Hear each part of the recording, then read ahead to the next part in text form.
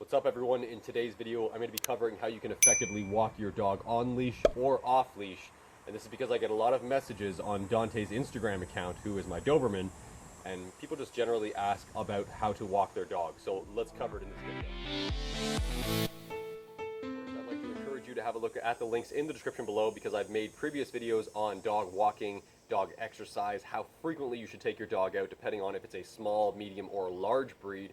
Getting into the main tips here, number one, I suggest that you lead your dog out of your home rather than allowing your dog to lead you. So many people will open their door and allow their dog to just run straight out. What I suggest you do is take the first step yourself. Make sure the leash is secured to your dog and use your lead leg, which in this example here is my left leg, to take the first step out of the house, and this sets the tone for the walk and lets your dog know that you're in charge, you're leading the walk, and they're not going to be pulling you along as you go.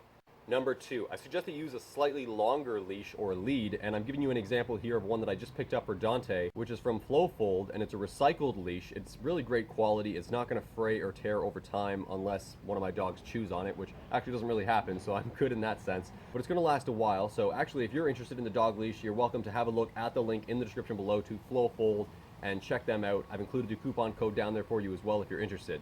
Number two, when you're walking your dog, you want to make sure that there is no tension on the line or on the leash. You want to have some slack there. Basically, you want the thing to hang a little bit. You don't want to be pulled along, and you want your dog to follow your commands. So I recommend you ravel up the leash on your hand whenever you want to have your dog close, and then when you want to give him more leeway, you just release the leash and allow him to go forward.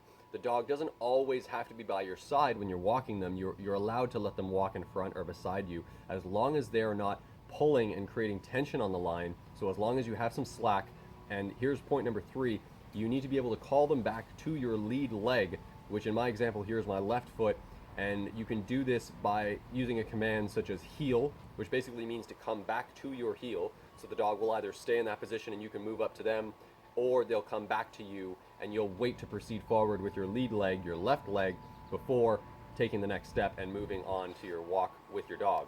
And finally, I've covered this in previous videos, but I suggest using audible commands, snaps, and clicks.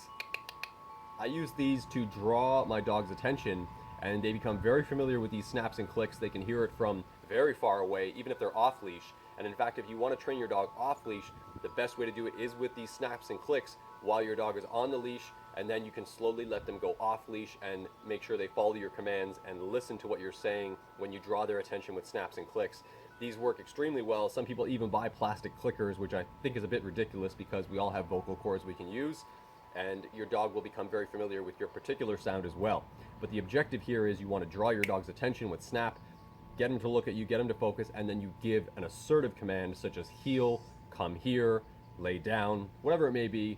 But you want to be assertive in your command and ensure that your dog is listening. Because something that's really important to note about dogs is that they have very high sensory perception in terms of their smell, sight, and their hearing. So you need to draw their attention, and you need to put yourself ahead of everything else. If they smell something down the street, if they hear something down the road, or if they see something a block away, you need to be able to divert their attention from whatever they're looking at, get it to you, give them the command, and that's essentially how you can effectively walk your dog on leash or off leash.